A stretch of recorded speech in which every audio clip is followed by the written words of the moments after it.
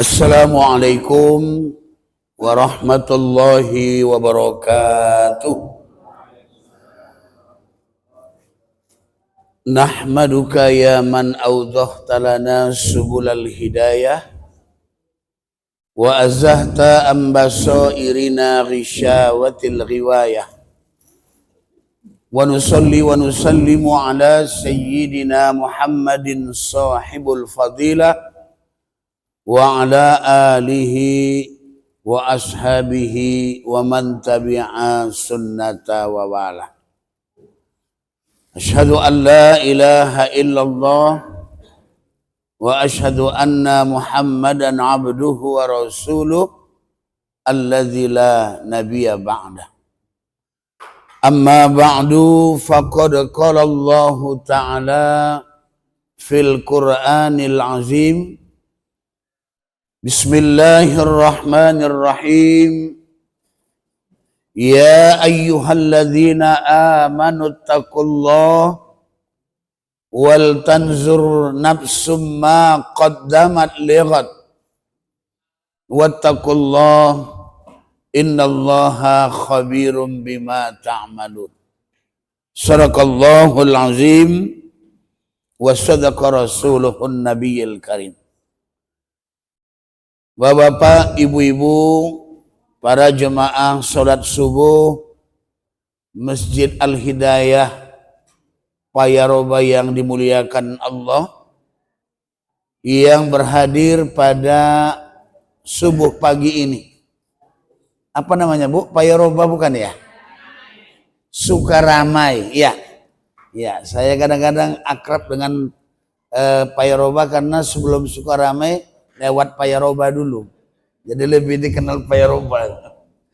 Ya, bersyukur kita kepada Allah Subhanahu wa ta'ala dimanapun kita hidup di permukaan bumi Allah ini, namun wujud syukur kita jangan sampai hilang dan tinggal.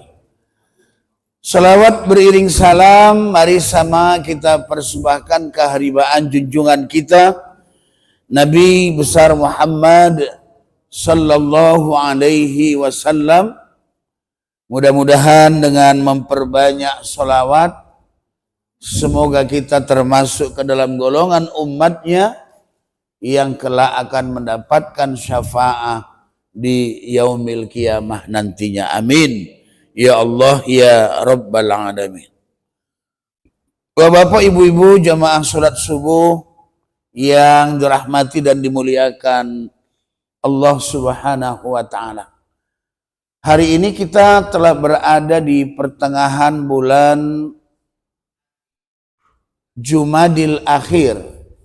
Ustadz Nasuha tadi mengatakan tidak berapa lama lagi kita akan menyongsong dan menyambut datangnya bulan suci Ramadan. Paling hanya tinggal 65 ke 70 hari lagi. Setelah Jumadil Akhir kita akan ketemu dengan Rajab. Bulan Rajab, bulan yang sangat dimuliakan Allah, bulan yang dihormati, termasuk dalam salah satu dari bulan-bulan Ashhurul Hurum.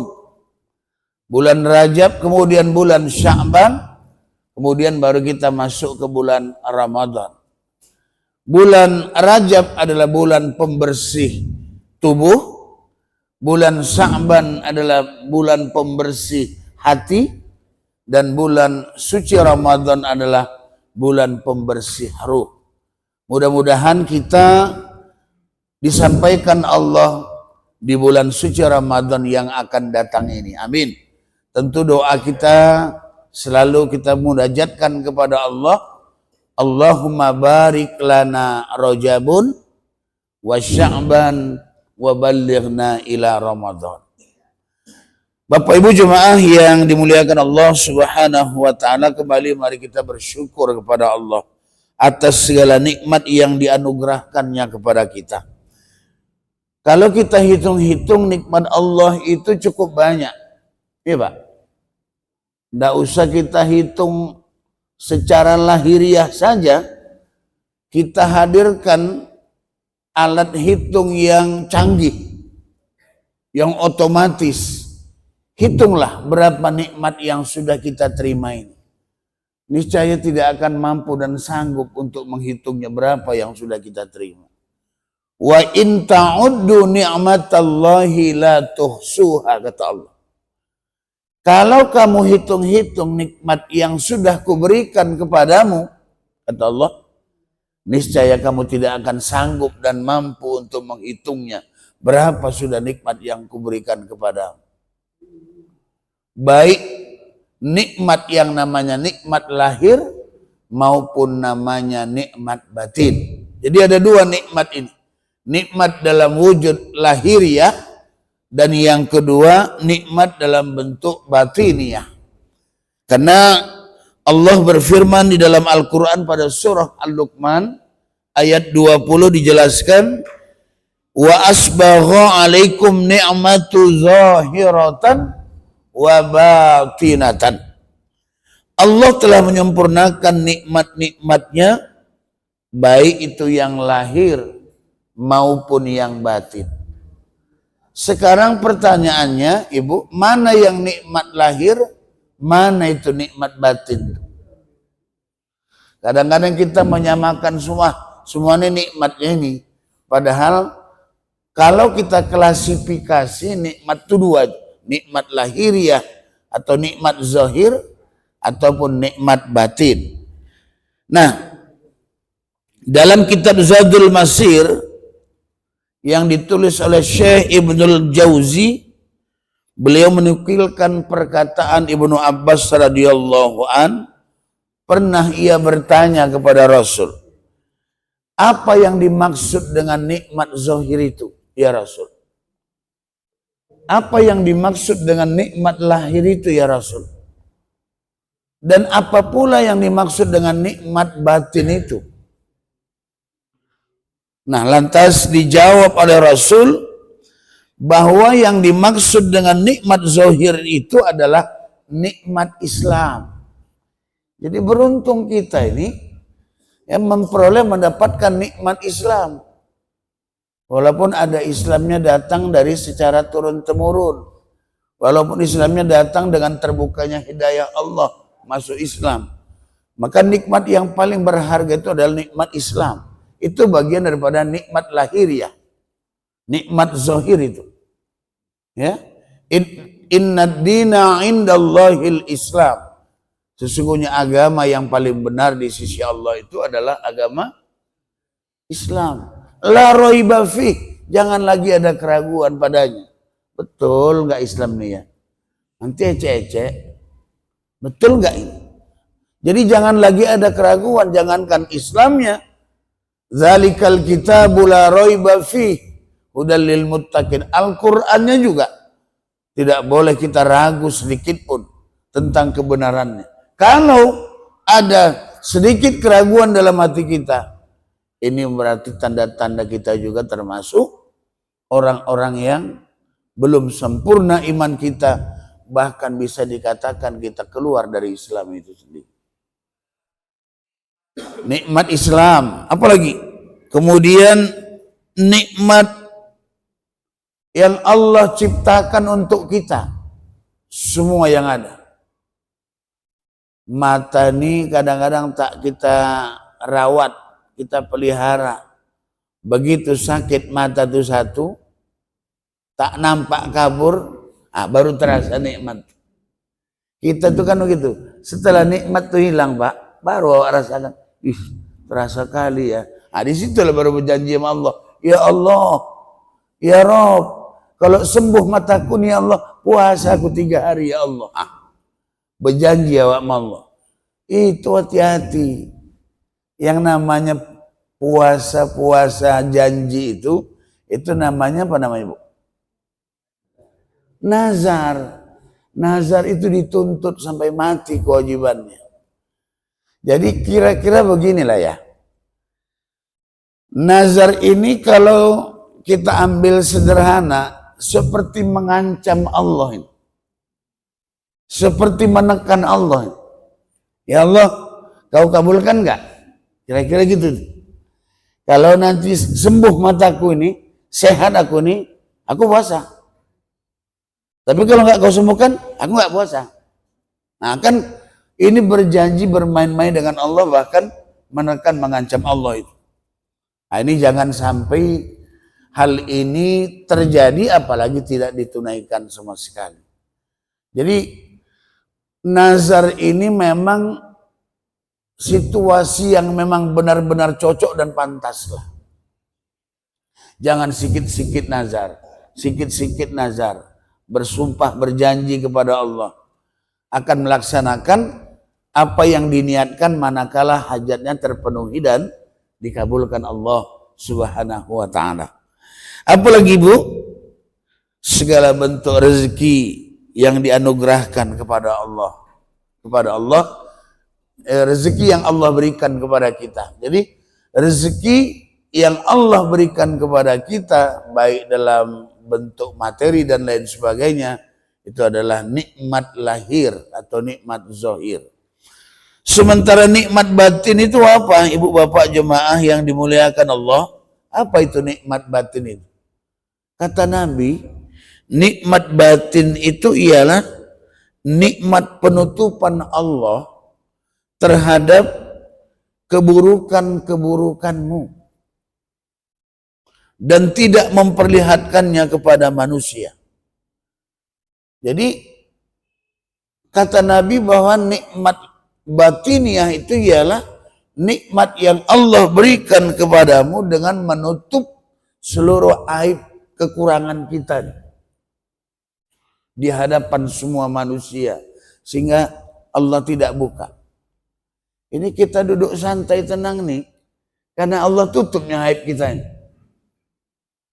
Kalau Allah buka, nggak sanggupnya kita berhadapan semua Bapak Ibu. Allah buka kan Allah putar, ini kau begini, tak bisa mengelak gitu. Ini karena kita masih Allah tutup aib-aib kita ini. Inilah nikmat batin. Salah satu daripada nikmat batin yang dijawab Nabi ketika ditanyakan kepada beliau, apa itu nikmat lahir dan apa itu nikmat batin. Nah, oleh karena itu nikmat ini harus kita syukuri Bapak Ibu.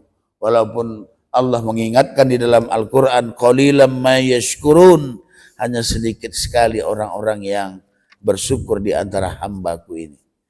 Nah, ibu bapak jemaah yang dimuliakan Allah Subhanahu wa ta'ala, pagi subuh ini kita coba ambil kajian bagaimana sebenarnya ciri-ciri dan tanda-tanda orang beriman itu menurut konsep Al-Quran, sehingga Allah naikkan derajatnya, Allah ampuni dosanya, dan Allah berikan rezeki kepadanya sesuai dengan apa yang Allah inginkan. Bagaimana sebenarnya ciri-ciri dan tanda-tanda orang yang beriman itu menurut konsep Al-Quran, sehingga Allah memberikan kepadanya ampunan, rizki, dan Allah angkat derajatnya ke derajat yang lebih tinggi.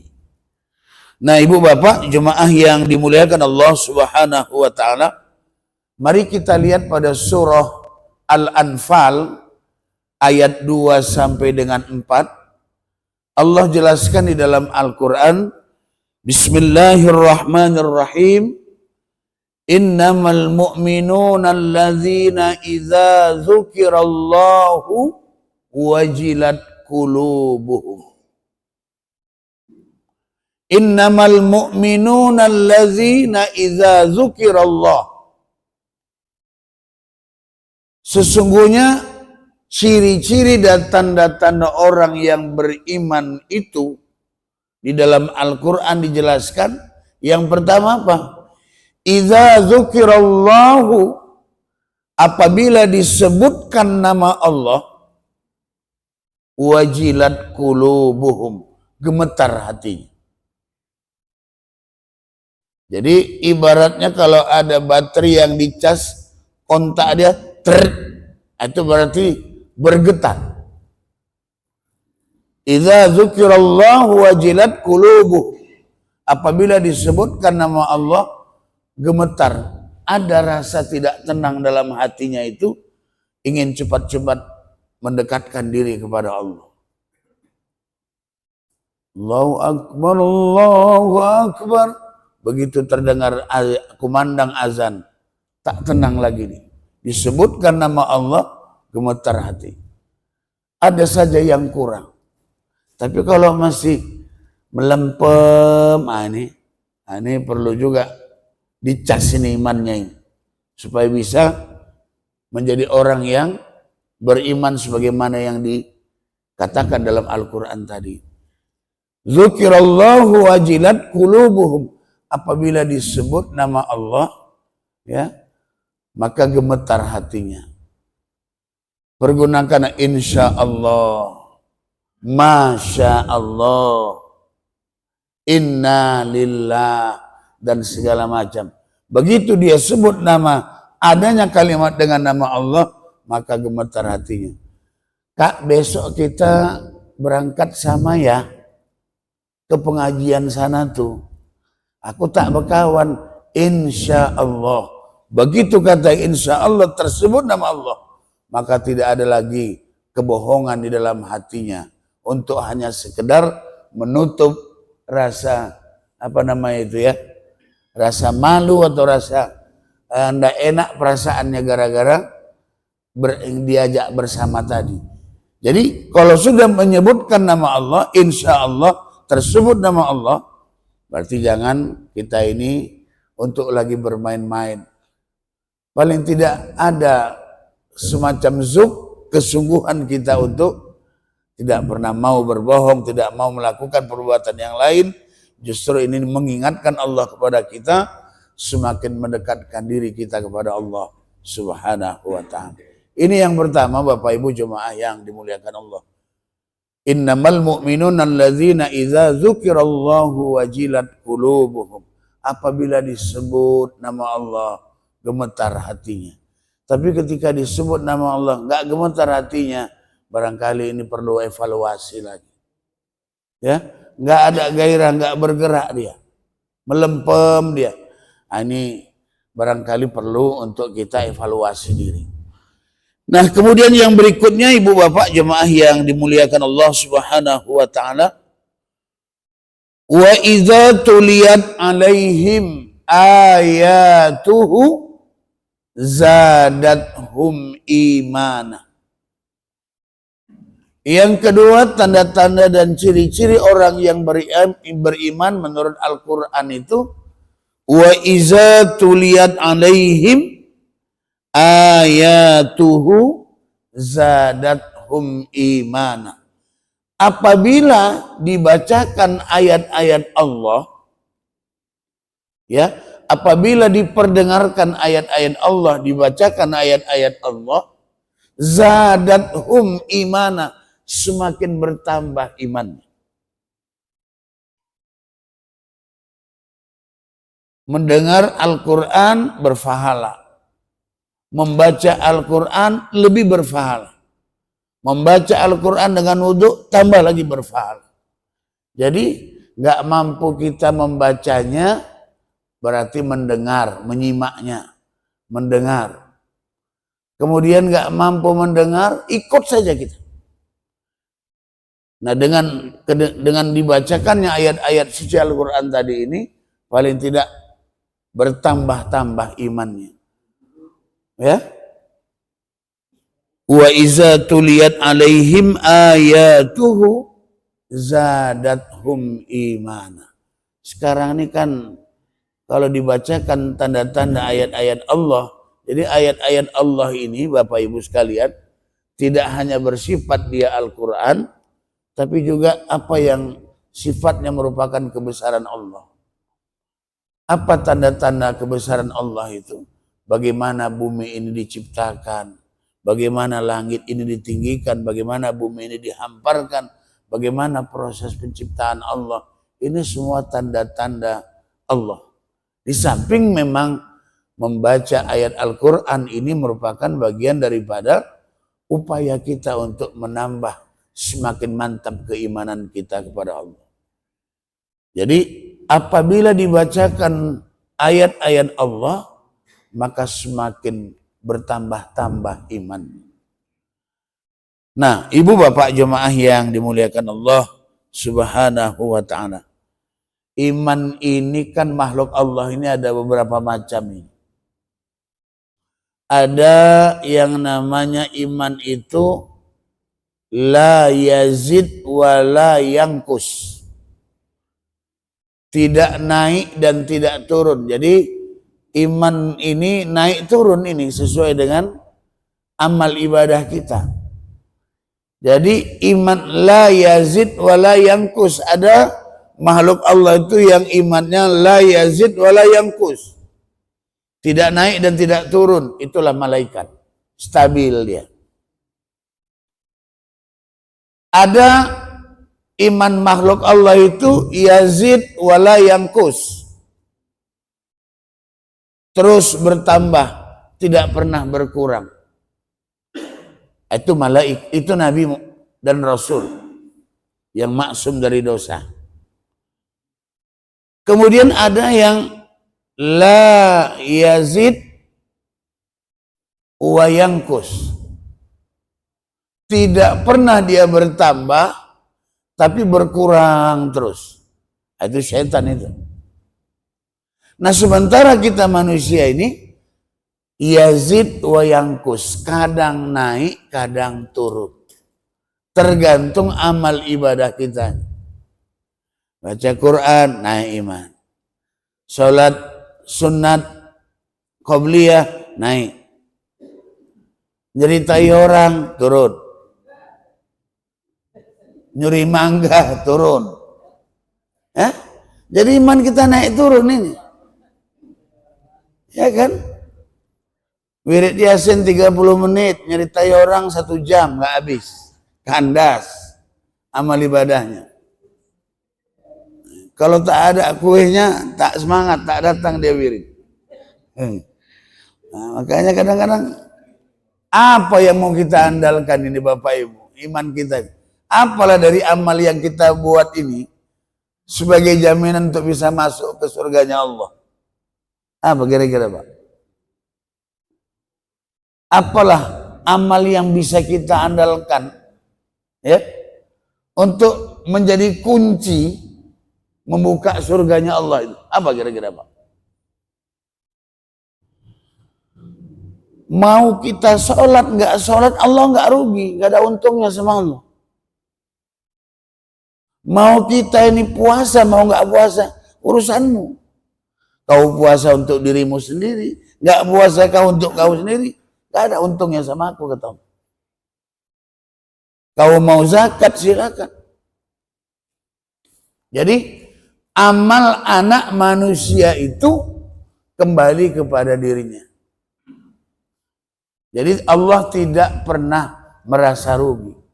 Jadi kira-kira amal ibadah apalah yang menjadi kunci surga buat kita masuk ke dalam?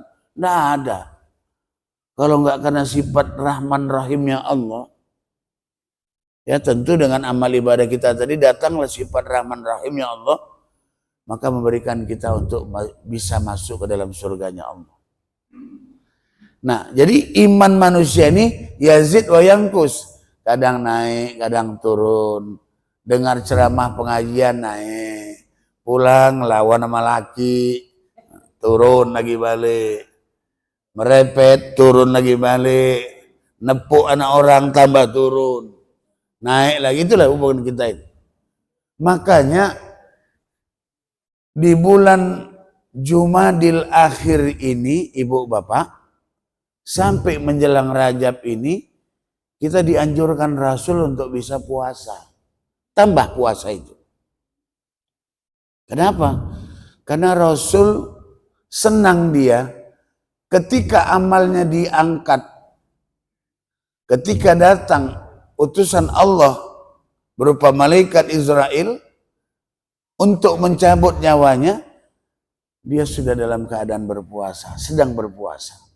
Atau ketika amal ibadah kita naik diterima Allah, kita sedang dalam keadaan berpuasa. Nah ini sebelum nanti kita masuk ke bulan Ramadan, ini pakai TC dulu. Ada training center. Training centernya ini apa ini? Puasa sunat Rajab, puasa Sa'ban, baru masuk gelanggang puasa Ramadan. Ini Rajab lewat, Sa'ban lewat. nekat maju terus ke Ramadan. Hari pertama, ngapain Wak? Gak tahu kau puasa kau. Orang lain pun dimarahi.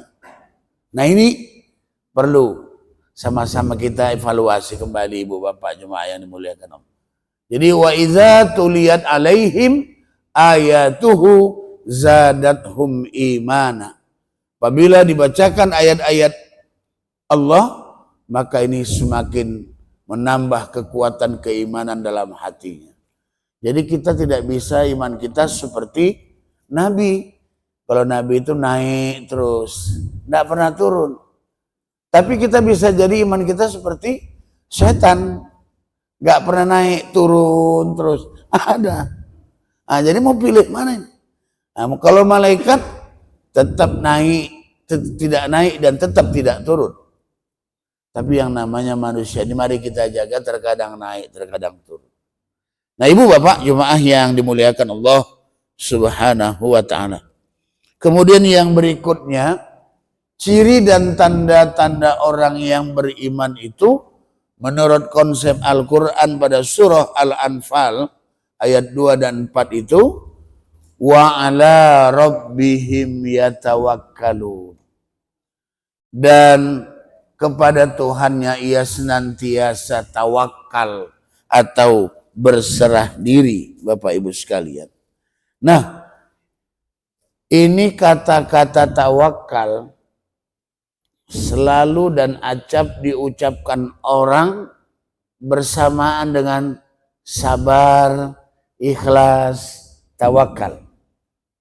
Sabar ya Bu, ikhlas ya Bu, tawakal ya. Jadi kata-kata tawakal ini selalu disebutkan bersamaan dengan kata-kata sabar dan juga kata-kata ikhlas. Ternyata tawakal ini adalah salah satu pembeda dari orang yang beriman dan tidak beriman.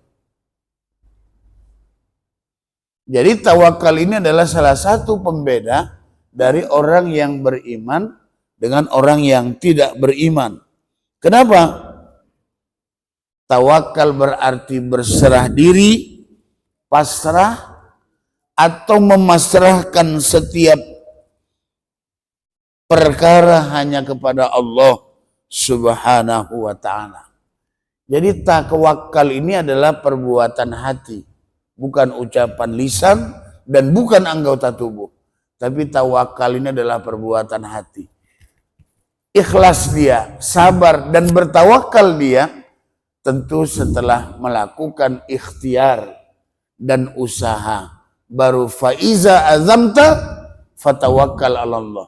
Maka apabila kamu telah berikhtiar, berusaha terhadap suatu perkara dan suatu urusan, maka serahkan segala sesuatunya hanya kepada Allah subhanahu wa ta'ala. Nah ibu bapak jemaah yang dimuliakan Allah, ini menurut Al-Allamah Said Abdullah Al-Haddad bahwa tawakal itu terbagi kepada 3. Ya, atau kita katakanlah 3 tanda-tanda orang yang tawakal itu bagaimana sebenarnya. Tanda-tanda orang yang tawakal yang pertama, Bapak Ibu jemaah yang dimuliakan Allah, dia tidak berharap kecuali hanya kepada Allah. Tidak ada lagi harapannya dia gantungkan kepada yang lain kecuali hanya kepada Allah. Dan dia tidak takut juga kecuali kepada Allah. Maksudnya apa itu? Kalau kita lihat Bapak Ibu jemaah yang dimuliakan Allah, bahwa yang dimaksud dengan tawakal ini terutama bagaimana tanda tawakal yang pertama tadi. Di sini dijelaskan bahwa dia tidak berharap kecuali kepada Allah sekaligus tidak takut kecuali kepadanya. Artinya apa ini?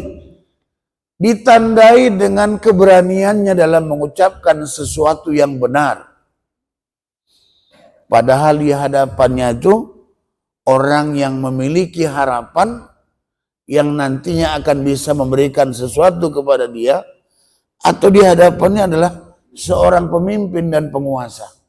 Sanggup mengatakan bahwa ini adalah benar. Dan sanggup dia mengatakan tidak untuk yang dilarang Allah. Itu baru termasuk tanda-tanda tawakal yang pertama. Wah, ini berat kali nih. Orang sekarang cari ilmu selamat aja. Nah, pokoknya aku tidak bengkok, tidak apa, aku ngikut aja lah kemana ya. Maksudnya ilmu selamat. Jarang sekarang orang yang memang benar-benar tawakal. Artinya berani mengucapkan sesuatu yang benar dan siap mempertanggungjawabkan ketika dia menyatakan tidak untuk sesuatu yang dilarang Allah Subhanahu wa ta'ala. Saya kasih contoh begini Bapak Ibu. Kami 8 bersaudara, ayah tuh hanya guru agama di kebun, PTP 9.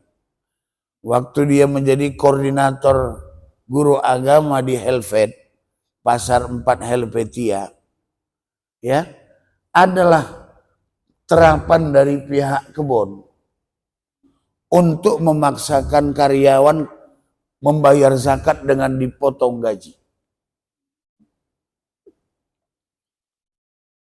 Ini menurut koordinator PTP itu, ya Pak Haji apalah namanya ya, nggak usah disebut lah, nanti nggak enak itu. Jadi selama ini memang kendala di PTP di kebun itu, karyawan ini paling payah untuk membayar zakat itu Pak. Tapi kalau wirid yasin rajin. Tapi kalau sholat berjamaah payahnya. Jadi termasuklah kewajiban membayar zakat tadi. Jadi bagaimana caranya? Oleh pihak perusahaan, ini karyawan dipotong semua gajinya. Untuk apa? Untuk bisa dia berzakat. Satu sisi kan ada juga untungnya. Ada benarnya. Tapi ketika mereka ini keberatan. Nah, orang tua saya juga waktu itu sudah diingatkan juga, ini gaji sudah dipotong, maka sebagai gantinya itu dikasih kupon selembar kepada orang yang berzakat tadi, karyawan tadi. Nah, bawa ini ke badan amil. Jadi karyawan tadi menyerahkan zakatnya itu dengan sepotong kupon tadi. Saya serahkan zakat fitrah saya kepada badan amil untuk tahun ini. Semoga dapat diterima. Hanya kertas. Uangnya nggak ada, berasnya nggak ada. Jadi apa kata orang tua? Ini nggak sah. Nggak benar ini. Wah, marah pimpinan kebun. Itu Pak Rawi itu. Pecat. Geser itu. Menentang kebijakan. Akhirnya dipanggil. Gimana? Kenapa Anda tantang?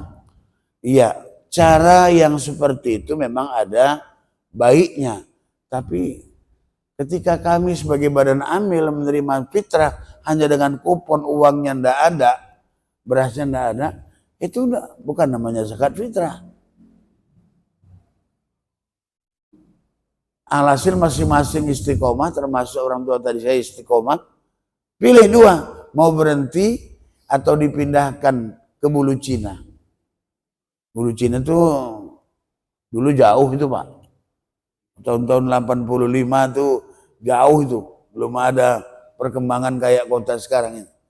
Akhirnya orang tua saya milih berhenti. Kalau gitu saya berhenti. Nggak nyesal. Padahal yang ditinggalkan itu berasan itu 2 kali. 42 sekali, 42 kilo sekali.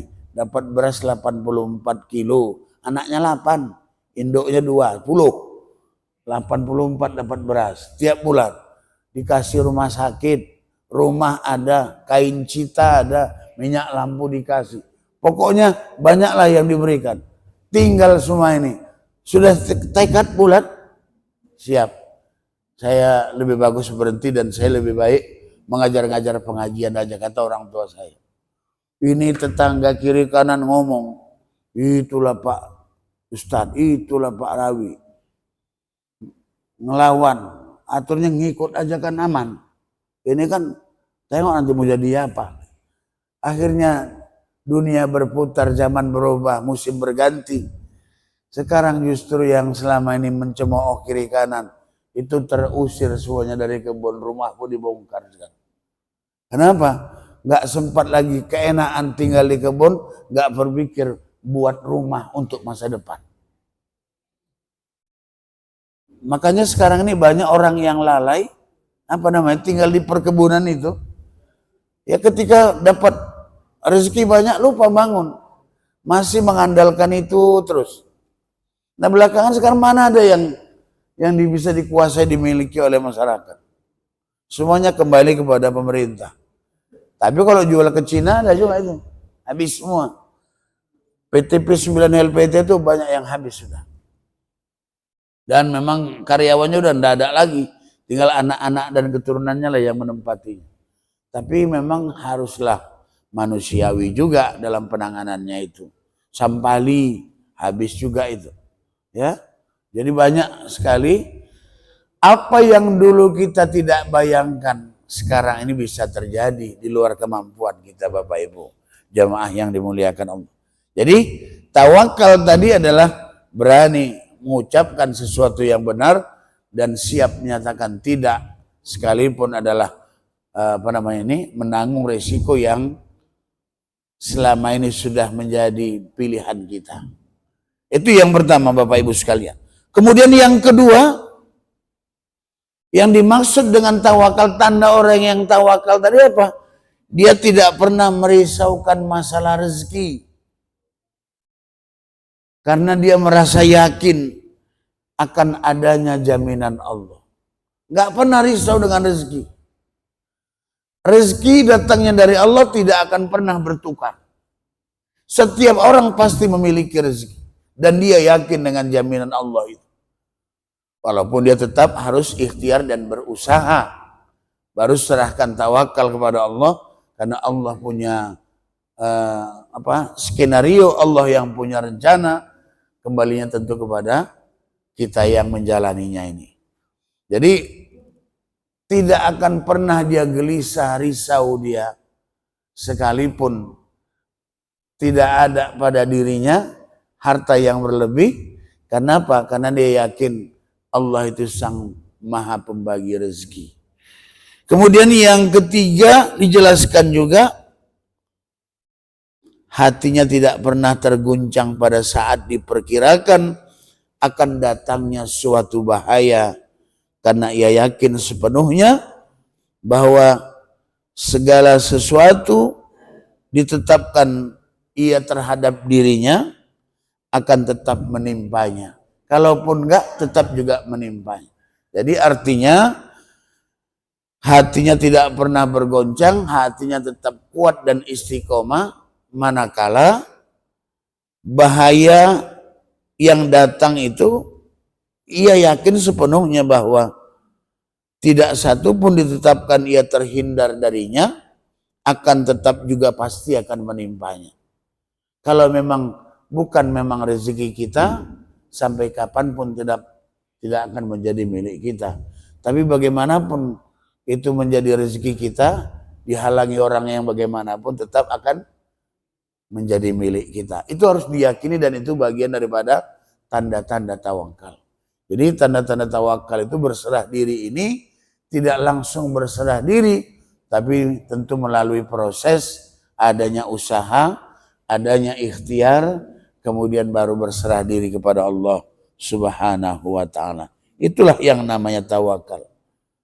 Kemudian apalagi ciri-ciri dan tanda-tanda orang yang beriman itu Bapak Ibu, alladzina yuqimunas shalah, orang yang mendirikan sholat. Jadi mudah-mudahan salah satu kita tetap menjalankan ibadah kita secara istiqomah, jangan tinggalkan lagi sholat. Jadi beda mengerjakan sholat dengan mendirikan sholat. Jadi ibu bapak yang aktif dan biasa ikut pengajian, majelis pengajian, tidak lagi kelasnya kelas mengerjakan sholat, tapi kelasnya sudah kelas mendirikan sholat. Kalau mengerjakan sholat, ini sekedar melepas tanggung jawab dan kewajiban saja. Tapi kalau mendirikan sholat, di samping dia sholat, nilai-nilai dalam ibadah sholat itu dia implementasikan, dia terapkan di dalam kehidupan bermasyarakat. Kalaulah semua umat ini melaksanakan atau mendirikan sholat, bukan mengerjakan sholat, pasti tidak akan ada hal-hal yang melakukan perbuatan maksiat. Kenapa? As-sholatu tanha anil fahsya'i wal munkar. Sholat itu adalah mencegah perbuatan keji dan perbuatan yang mungkar. Kenapa Ustaz? Sholatnya rajin, tekun, ibadahnya kuat, tapi maksiat jalan terus. Barangkali itu masih dalam batas mengerjakan, bukan mendirikan sholat. Nah kemudian yang terakhir, wa mimma razaqnahum yunfikun. Dia mau berbagi, mau menginfakkan dari harta yang ia miliki untuk keperluan dan kepentingan agama Allah. Baik dikala dia senang atau dikala susah, yang namanya menyisihkan sebagian dari yang kita miliki itu tetap kita lakukan. Kalau dia senang banyak dia, maka banyak dia berikan. Tapi di saat dikala susah, dia juga tidak pernah berhenti untuk menyisihkan sebagian harta yang dia miliki untuk dia infakkan di jalan Allah Subhanahu wa ta'ala. Ibu bapak, jemaah yang dimuliakan Allah Subhanahu wa ta'ala, dari materi yang kita sampaikan pada pagi hari ini dapat kita simpulkan bahwa ternyata ciri-ciri dan tanda-tanda orang yang beriman menurut konsep Al-Quran pada surah Al-Anfal ayat 2 dan 4 itu adalah, pertama, orang yang beriman itu ialah orang yang apabila disebutkan nama Allah maka gemetar hatinya, masih ada iman di dalam hati. Yang kedua, apabila dibacakan ayat-ayat Allah semakin bertambah-tambah iman. Kemudian yang ketiga, ciri dan tanda-tanda orang yang beriman menurut konsep Al-Quran tadi apa? Dia selalu tawakal dan berserah diri setelah melakukan usaha ikhtiar, akhirnya semua pemasrahan diri kepada Allah dia lakukan dengan cara tawakal. Kalau berhasil, dia tidak akan sombong, wujud syukurnya bertambah karena Allah yang menolongnya. Kalaupun tidak berhasil, dia tidak akan putus asa. Kenapa? Karena belum Allah berikan rezeki kepadanya. Kemudian yang berikutnya apa? Orang yang mendirikan sholat secara konsisten dan berkelanjutan. Ini juga akan mencegah dari perbuatan keji dan mungkar dan perbuatan-perbuatan maksiat lainnya. Dan orang tersebut yang kelima adalah suka berbagi, menafkahkan sebagian dari harta yang ia miliki untuk agama Allah dan untuk kepentingan sesama makhluk. Inilah yang bisa kami sampaikan Bapak Ibu jemaah yang dimuliakan Allah. Mudah-mudahan dengan kaji yang kita bahas pada hari ini paling tidak mengulang kaji, menambah ilmu, dan kita berdoa kepada Allah senantiasa diberikan kesehatan, kekuatan, sehingga kita dipertemukannya di bulan suci Ramadan nantinya. Amin ya rabbal alamin. Demikian kami kembalikan kepada Ustadz untuk memimpin acara berikutnya.